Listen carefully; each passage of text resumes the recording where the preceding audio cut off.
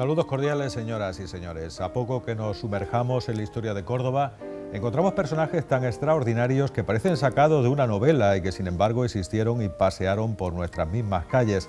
Es el caso del protagonista del libro que les vamos a presentar esta noche, nada más y nada menos que uno de los padres de la oftalmología, un oculista que era capaz de operar de las cataratas. Nos referimos a Muhammad al-Ghafiqi, que en este libro, El enigma de las 6 copas, ejercerá incluso de detective. Nos acompaña en el estudio el escritor Manuel Sánchez Sevilla, con el que recorreremos la Córdoba del siglo XII. Buenas noches, Manuel. Gracias por acompañarnos y ante todo enhorabuena, porque sabemos que este libro está cosechando un éxito de ventas bastante grande. La verdad es que las ventas y las críticas pues estaban muy bien y bueno, es una forma de llevar a Córdoba más allá de nuestra provincia, ¿no? Y además en un género tan competitivo como este de la novela histórica, donde hay muchísimas publicaciones al cabo del año. Muchísimas, porque parece ser que desde hace ya una temporada pues la novela histórica, este género, es algo que despierta mucho el interés, ¿no?, del lector, ¿no? Yo encantado porque bueno, es el género que me gusta y tanto leer como escribir, ¿no? ¿Cuántos libros de historia hay que leerse para escribir una novela del género histórico? Llegó un momento en mi casa que mi mujer casi tenía que quitar el montón para decirme, oye, ven a cenar, ¿no? Porque muchísimo, porque bueno, tienes que tener una visión muy global y bastante cercana a lo que era la realidad de la época, ¿no?, para poder tú mismo transmitirlo después a lo que escribes, ¿no?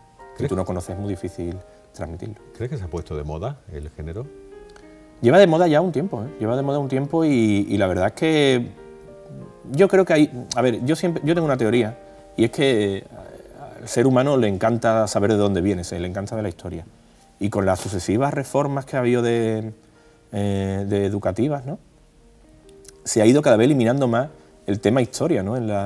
Y creo que esa laguna, en cierto sentido, la ocupa un poco la novela histórica, ¿no? Y no debería ser así, porque la novela histórica como tal es novela, y los que escriben novela histórica nos tomamos muchas licencias.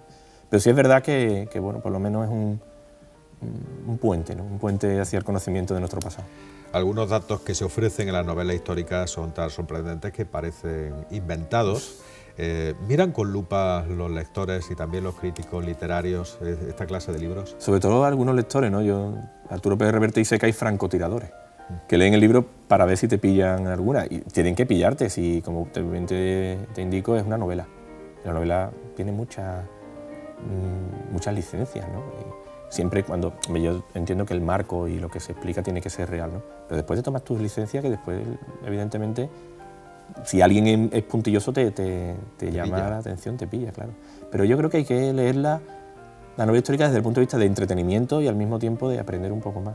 Pero no deja de ser un entretenimiento. Pero tienes que advertir al lector qué cosas son inventadas. Por supuesto. Eso yo siempre suelo hacerlo al principio de las novelas. Digo, oye, esto no es. Entonces, a partir de ahí todo lo demás, ya sabe el lector hasta dónde llega la realidad y dónde no. Y siendo tan complicado escribir una novela del género novela histórica, ¿por qué te decidiste por él? ¿No sería más fácil la ficción? Porque tú empezaste escribiendo cuentos, ¿no? Sí, yo empecé escribiendo cuentos porque me gusta escribir sobre todo novela histórica, porque me gusta mucho la historia, yo soy un apasionado de la historia y yo creo que tenía que haber estudiado historia, pero me terminé decidiendo por empresariales porque con la historia se comía poco. Pero la verdad es que a mí me encanta el género histórico, ¿no? Pero sí es verdad que para contar historias contemporáneas sí me gusta más el relato corto, el cuento, y para contar una novela larga, para hacer una novela larga me gusta más el relato histórico, porque además me gusta mucho nuestro pasado, ¿no? Creo que nuestro pasado es tan importante como el de otros sitios y quizá le demos menos valor, ¿no? Una forma de aportar un granito de arena a esa revitalización de dónde venimos, ¿no? El éxito de estas novelas es que además de resultar divertidas por sus tramas, como bien dices, el lector puede enterarse de cosas que desconocía. Claro. ¿Cómo era la Córdoba del siglo XII? Vamos a recorrer un poco sus calles y sus plazas. ¿Cuáles eran sus luces y cuáles eran sus sombras? Hay mucha leyenda también de estas épocas y de tal, ¿no? Pero sí, la verdad es que era una de las ciudades más avanzadas de su época. Ya no era la Córdoba califal. Después de los reinos de Taifa, digamos que esto se había disgregado por todos lados. llegan los almohades, los almorávides, y ellos crean otra vez una sociedad un poco más sólida, ¿no? Era un momento de crisis, la mitad del siglo, 1150, 1100... Crisis, pero bueno, tremenda, la gente se moría de hambre por la calle. Había habido unos inviernos muy duros, cosechas malas, las guerras por el control del poder, tanto, ya te digo, con el tema de las taifas como almorávides y almohades, y eso había sumido a la sociedad en un problema importante hasta el punto de vista de que la gente, ya te digo, se moría de hambre, literalmente, ¿no? Y después el poder estaba muy disgregado. En un momento dado era la capital Sevilla, después era Córdoba, después llegaba aquí Granada, en fin, un momento digamos, de convulsión. Y esos momentos de convulsión son los que ayudan a que las novelas tengan un componente de quizá un poco de novela negra, ¿no? Que también gusta mucho al lector. La Córdoba del siglo XII básicamente era igual que la Córdoba del siglo X. Digamos que el entramado urbanístico era prácticamente igual. Solo que había mucho deterioro, sobre todo en el Palacio Califal ya había mucho deterioro. Y bueno, iba perdiendo un poco el gran esplendor, ¿no? Poco a poco, hasta que bueno, llegaron los reinos cristianos y acabó, ¿no? Era una Córdoba, por el contrario, de esta decadencia, ¿no? Donde los grandes pensadores, los grandes filósofos, los grandes jueces y médicos afloraban, ¿no? De hecho, era la época de Averroes, de Algafeki. Maimónides, que bien se habla de esta época, no es cierto, porque bueno, Maimónides tuvo que irse con 6 añitos, ¿no? Con la persecución última a los judíos. Pero bueno, digamos que es un caldo de cultivo para la ciencia y tal, que es magnífico, ¿no? Espectacular. Qué raro, ¿no? Que por un lado suele pasar siempre, ¿no? El siglo de oro, el siglo de oro de España, digamos que tenemos los mejores literatos, ¿no? En esta época. Y en una época de una crisis, bueno, brutal, ¿no? Otra época en que la gente llegaba a morirse de hambre, ¿no? Aguza el ingenio. Sí, yo creo que sí. Ahí algo tiene que haber, porque es curioso que en épocas de crisis siempre salen este tipo de personajes. ¿Y cómo eran los musulmanes cordobeses? ¿Qué crees que dirían de el fundamentalismo tan de moda? Es que no existía ese fundamentalismo. O sea, nosotros tenemos en la mente el burka, el tal... No, el andaluz, de hecho, el andaluz ablandaba. A los almorávides y a los almohades los ablandó. Ellos tenían esa cultura fundamentalista que venía del norte de África, y en Córdoba, bueno, lo que es el andaluz al completo, aquí había otras formas de ver la vida. Nosotros éramos, por eso esa particularidad, ¿no? Siempre hablan del andaluz. El andaluz atrae tantos historiadores también de fuera de nuestra frontera, porque es que era muy peculiar, ¿no? O sea, aquí se bebía vino, aquí había lupanares, digamos prostíbulos, donde eso estaba todo prohibido por el Corán. Había algunos retratos. Eso estaba súper prohibido por el programa.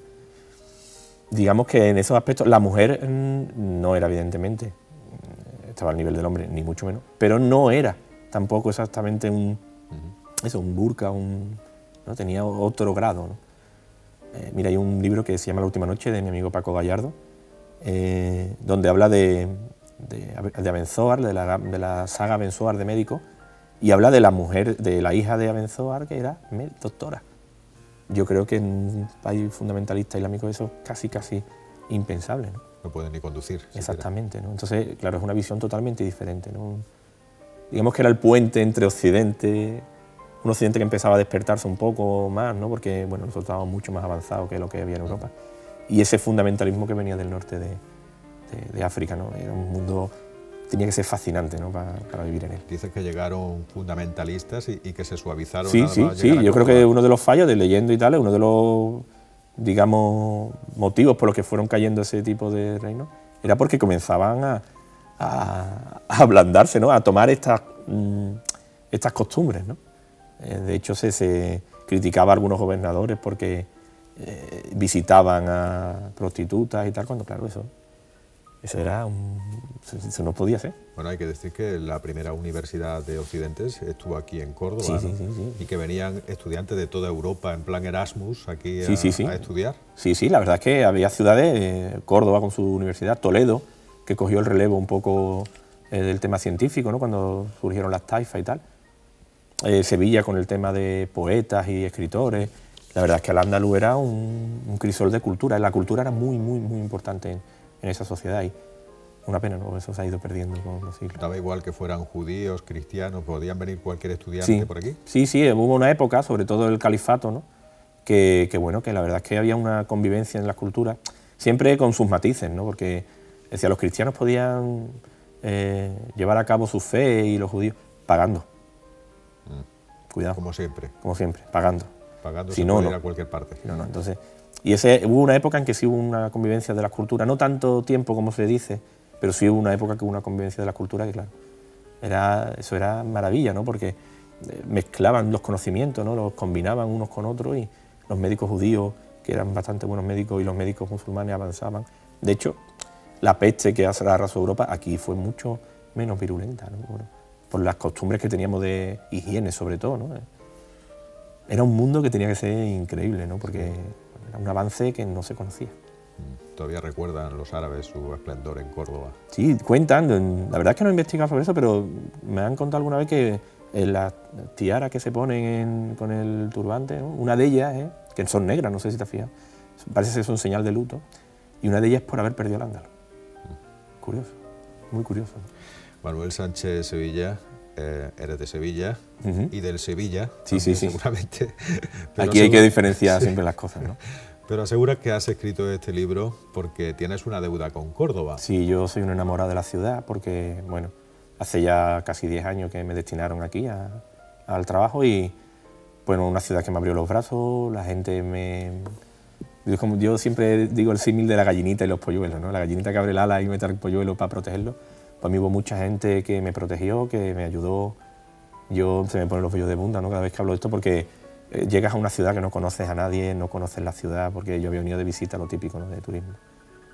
Y te hacen sentirte uno más. Yo conozco la ciudad y me muevo por Córdoba como me puedo mover por Sevilla. De hecho, creo que conozco más ya la historia de Córdoba que la de Sevilla.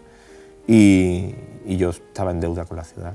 Y yo quería pagarla de alguna forma y, bueno, pues un escritor no tiene mejor forma de pagar que dedicarle un libro, ¿no? Y, bueno, mi mujer es de aquí, mi hija, en fin. ¿Has pagado ya la deuda? Yo creo que no lo voy a pagar nunca, ¿no? Pero por lo menos vamos pagando plazos, ¿no? ¿Pero dónde hace más calor, en Córdoba o en Sevilla? Porque en pues el tiempo de Canal Sur dicen siempre Sevilla, ¿no? Pues yo te voy a dar sí. Como he sufrido los dos mis carnes, pues... digamos que durante el día hace más calor en Córdoba que en Sevilla. La noche es más dura en Sevilla. Creo que quizás la sierra, ¿no? que atempera un poco la temperatura, es la que te ayuda, ¿no? A que la noche, aun siendo súper calurosa, ¿verdad? Que se pasa más calor. Pero quizás sí haya un poco menos. Y la humedad del río, que el nivel del mar está más bajo, es lo que te hace que la noche en Sevilla sea más dura. Pero yo personalmente creo que aquí en Córdoba durante el día hace más calor. Vamos, tampoco te vayas tú a creer que... Entonces lo dejamos en un empate técnico. Yo creo que hace más calor aquí. Aquí hace más sí, durante el día sí. La noche ya te digo, yo que pasa que por la noche lo paso muy mal con el calor. No me gusta el aire acondicionado y lo paso bastante mal. Bueno, el caso es que en este Enigma de las 6 copas, que además de histórica es una novela de intriga, sí, aparece un personaje muy curioso que en el siglo XII operaba las cataratas. ¿Cómo llegó hasta ti el protagonista de esta novela? Más bien llegué yo a él, ¿no? Más bien llegué yo a él porque, bueno, pues yo soy miope de largo recorrido. Y bueno, hay veces que cuando tienes mucha miopía, yo estoy operado, ¿no? Y tal, deriva en catarata. Y a mí me derivó en catarata. Así que me operé de catarata. Y fue un poco un cruce de caminos, porque, bueno, por un lado, ya te digo, la deuda que tenía con Córdoba y quería saldarla. Un día paseando con mi mujer por Córdoba descubrimos el busto del Gafeki, ¿no? Y personaje que investigué un poco sobre él y digo, una persona tan importante, ¿no? Alguien que hizo tanto. Un busto aquí, digamos, un poco apartado, escondido. Fue un cúmulo, ¿no? Y decidí de escribir el Enigma de las 6 copas. Que, claro, me encontré con el problema de que sobre él sabemos poco. Entonces decidí darle un tinte a la novela de misterio, ¿no? Porque creo que si te diviertes mientras lees, aprendes mucho más, ¿no? Te quedas con mucha más información que no cuando es un, digamos, monótono y un poco tostón y terminas por olvidarte porque no te ha gustado, ¿no? Entonces me gusta esa idea de la novela histórica y lo he utilizado con Argafeki. Y creo que, bueno, cuando terminas la novela he pasado un buen rato de lectura y al mismo tiempo conozco un poco más de este personaje y de la Córdoba del siglo XII. Que se conserva el instrumental. Ahí en la torre de la Calahorra. Y lo más importante, ¿no? Y es curiosísimo, es increíble, ¿no? bueno, este hombre vivió en el siglo XII, sus manuscritos, que dejó manuscritos, temas de oftalmología, de enfermedades del ojo y tal, se encuentran en el monasterio del Escorial, los originales, escritos de su puño y letra, ¿no? Te llegaron también, ¿no?, gracias al que te operó la catarata. Sí, el doctor Jiménez Gómez, que me operó de catarata, tenía un ejemplar del libro que se tradujo al francés en el año 30 y tenía un ejemplar. Y la verdad es que bueno, fue un descubrimiento impresionante porque me suministraba muchísima información acerca del personaje, ¿no? Porque claro, un libro escrito de su puño y letra deja mucho, no solo a tu imaginación, ¿no?, sino ya a información real y veraz sobre ese personaje, ¿no?, de cómo era, ¿no? Es un personaje histórico, pero que para que aparezca en la novela parece que te inventa una serie de características muy parecidas a las de Sherlock Holmes, el famoso detective, pero luego investigas el personaje y te das cuenta de que él era así, él era un poco parecido. Es curioso, casualidad, ¿no? Es curioso, ¿no? Porque llega un momento que dice, bueno, yo me he inventado este personaje bueno, para darle un recorrido, ¿no?, en la novela, ¿no? Bueno, y estudiando descubre que él era le encantaba la lógica, le encantaba los pensadores griegos y tal. Llega un momento en que tiene las mismas características o parecidas a las que tú le has dotado, ¿no? Y entonces cuando ya se te cae todo, porque dice, bueno, algo que yo he imaginado realmente era así, ¿no? La verdad es que es importante, es increíble, increíble. Se reunía con sus amigos y planteaba problemas. Sí, claro, de lógica y tal, y uno se echaba, digamos, toma, este es el que yo he inventado, a ver si eres capaz de resolverlo, ¿no? Era increíble, ¿no? Era increíble, la verdad es que era increíble. ¿Cuál crees que es la mayor dificultad a la hora de escribir esta clase de libro, ¿no? La documentación es importante, y el estudio tiene... Mira, del 100% del tiempo que se dedica a escribir una novela, no es mi trabajo, entonces solo tarda un par de años, 2 años y medio en hacer cada una. El 80% del tiempo es documentación y estudio. Lo restante es ponerte a escribir la novela. Realmente la idea te surge. Claro, necesitas documentación, información, investigar en internet, investigar en la biblioteca, investigar en documentos oficiales que muchas veces pides y tardan en llegar y tal. Y es de la forma en que tienes de crear una atmósfera real, ¿no? Aunque la historia sea ficción, pero la atmósfera y todo lo que es el marco en lo que lo englobas tiene que ser real, y todo eso necesita muchísimo tiempo, muchísimo. Es complicado equilibrar lo que es el rigor histórico con la trama, la imaginación. Claro, porque tú puedes tomarte licencias, ¿no?, pero no muchas licencias. Tú no puedes crear una ficción dentro de un marco histórico hasta el punto de que la ficción fagocite, ¿no?, a la realidad. Eso no puedes hacerlo. Tienes que hacer un equilibrio, ¿no?, digamos, encontrar el punto exacto de temperatura en el horno para que el pastel salga perfecto, ¿no? Y para eso no puedes comerte todo el marco histórico. Entonces realmente estarías haciendo una novela de ficción, no una novela de ficción histórica. Es difícil encontrar el punto. Pero yo creo que es más difícil todavía encontrar luego un representante que te ayude a vender el libro. Bueno, sí, la verdad es que es un mundo bastante complicado. Yo no lo conocía, empecé a conocerlo sobre todo con mi anterior novela, con Gaia Bustan. Y la verdad es que es un mundo fascinante, pero muy complicado, ¿no? Tener un agente es bastante importante, pero es casi tan difícil tener agente como de que una editorial así, tipo Ediciones B, ¿no?, Planeta, Place Janes, te edite el libro. Es curioso, ¿no? Pero bueno... Te tienes que ir a Barcelona directamente. Pues sí, básicamente Barcelona. Hay algunos en Sevilla y en Madrid, en Valencia y tal, pero realmente lo importante, los agentes importantes están como las editoriales en Barcelona. ¿Y cómo te llevas con el resto de escritores de novela histórica? ¿Os miráis de reojo? Porque sois competidores al final. Pero es curioso porque... digamos que desde fuera, ¿no?, de este mundo parece que se da la impresión de que estás como cuando entras a ver algo, ¿no?, con los codos así, ¿no? Y no es así, ¿no? Yo tengo mucha relación con muchos escritores tanto de nivel nacional e incluso alguno internacional, y después compartimos incluso fuentes de información y documentación. Ahí tenemos nuestra página en Facebook solo para escritores de novela histórica. Oye, estoy buscando información sobre tal, mira en tal sitio, llama a tal persona, ¿no? Y ahí realmente muchas veces muy buena feeling. Supongo que habrá como todo, ¿no? Pero en lo que es mi experiencia, yo tengo muy buen feeling con muchos, y ellos entre los demás también sé que hay muy buen feeling, y de hecho coincidimos en muchos certámenes y tal, y tienes ganas de volver a verlo, ¿no? Pues lo ves de Higo, como se suele decir aquí en Andalucía, ¿no?, de Higo a Breva. ¿Hay algún escritor que haya influido en tu manera de escribir? Yo tengo un maestro que no lo conocí en persona, pero para mí personalmente Miguel Delibes me marcó mucho, ¿no? Leí mucho de él, sobre todo cuando era joven. Y él, Arturo Pérez Reverte, Ken Follett, al final termina uno escribiendo como le gusta leer, ¿no?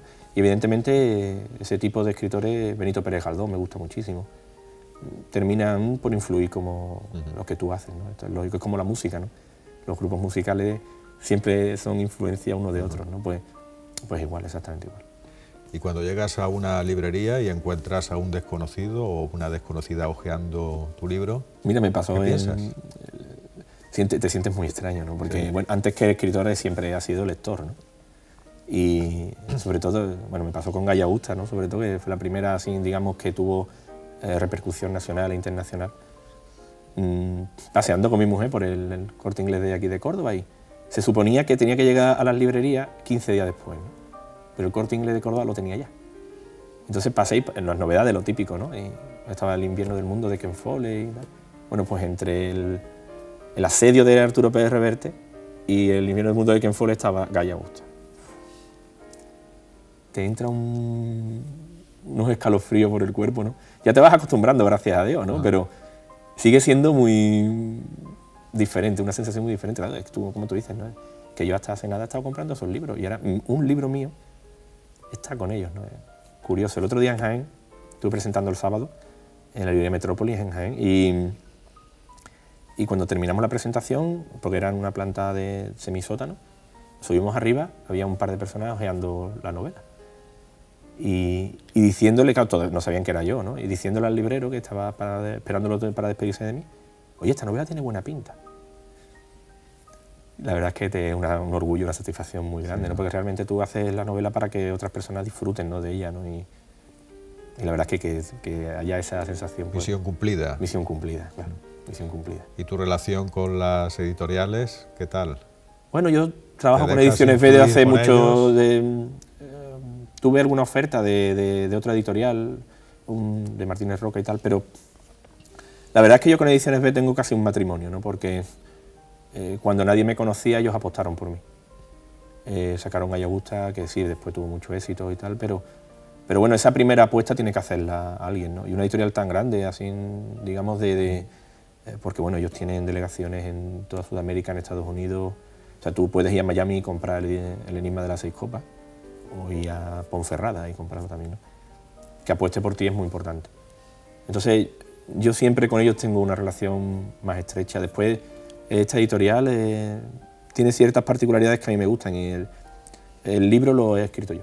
No sé si yo me explico lo que quiero decir. O sea, cuando el editing, que es una labor que se hace de corrección, ellos no tocan nada.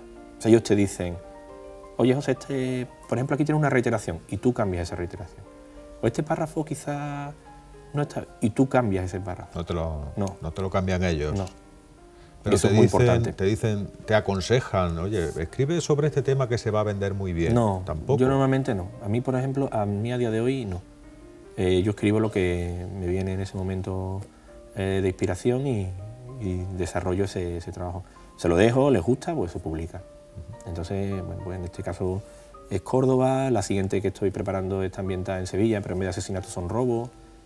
Y bueno, ellos lo leen, les gusta y lo publican, ¿no? Pero a mí me dejan total libertad en lo que hago. Manuel, ¿qué tal llevas las críticas? ¿Se llevan bien? ¿Se sobrellevan? Sí, bueno, mira, mis padres siempre me han inculcado el tema de que para gustos colores, ¿no? Y lo que a ti te parece bonito a otro le parece feo, ¿no? Bueno, pues tiene que haber de todo. Hay personas que le puede gustar, otras que no. Normalmente la verdad es que la crítica, sobre todo del Enigma de las 6 copas, la generalizada es que ha gustado, ¿no? Y bueno, también te sientes un poco... Pero evidentemente tienes como todo, ¿no? Tienes la típica crítica que dice, oye, pues no me gusta. Bueno, pues... ¿Qué le vamos a hacer? ¿Qué le vamos a hacer? No hay programa de televisión que tenga el 100% de audiencia, ¿no? Pues exactamente igual. Yo lo llevo bien. Yo el primero que tiene que estar contento con lo que ha hecho soy yo. Y yo, como suelo decir, a mí con que mi padre vaya al Corte Inglés o a la librería más cercana y vea el libro de su hijo allí puesto, ya me siento pagado, ¿no? El caso es que ya estás preparando otro libro. Sí, bueno, los escritores nunca dejamos de escribir, ¿no? Nunca. Nunca. Es que no se puede vivir de esto, ¿no? No, que va. Yo tengo mi trabajo y esto es un hobby. Evidentemente tardo muchísimo en escribir. Muchas veces me dicen, oye, me ha gustado mucho. ¿Cuándo sacas la próxima? Uf. Sí, pero los americanos viven de escribir. Los escritores americanos, ¿qué pasa? Pero es que estamos en España. Pero, hombre... Mira, El otro día hablando con Teo Palacio, un escritor sevillano, decía, es que es curioso, tío, que en Italia, estuvo comentando, tengo que mirarlo a ver si eso es cierto, porque es curiosísimo. Al escritor, no autoedición, sino escritor con novela, a partir de la 5ª novela ya por lo menos tienes derecho a la jubilación mínima. O sea, eso es una forma de fomentar... Eso lo tienes que contrastar. Eso, raro, ¿no? Sí, pero no, es una forma de fomentar la cultura, ¿no? Aquí nada. Aquí nada. Pero bueno, también es verdad que España no es como nos lo pintan. Aquí se lee bastante. Otra cosa es que no se lee como en otros países, ¿no? Pero bueno, el clima tampoco nos ayuda. A nosotros el clima nos pide más salir a la calle. Salir a la calle, ¿no? Pero se lee, ¿eh? Se lee. En España se lee, se publica mucho y la verdad es que, bueno, hay más personas de las que creemos. Bueno, que nos dicen, algún día los escritores podrán vivir de la escritura. Bueno, y si no, pues, nada, haremos otra cosa, pero seguiremos sacando novelas, ¿no? Para que, bueno, pues los lectores disfruten con nuestras historias y demás, ¿no? ¿Qué consejo le darías a los futuros escritores que nos estén viendo? A mí me dieron uno que me funcionó bastante bien, ¿no? Y yo creo que es el que puedo dar yo, ¿no? Que es, primero escribe para ti, pásalo tú bien, y después, pues Dios dirá, pero por lo menos disfruta tú. Y yo es lo que intento hacer, cada vez que escribo una novela, investigo sobre una novela, investigo sobre una época, disfruto porque me gusta conocer, ¿no? Nuestro pasado, ¿no?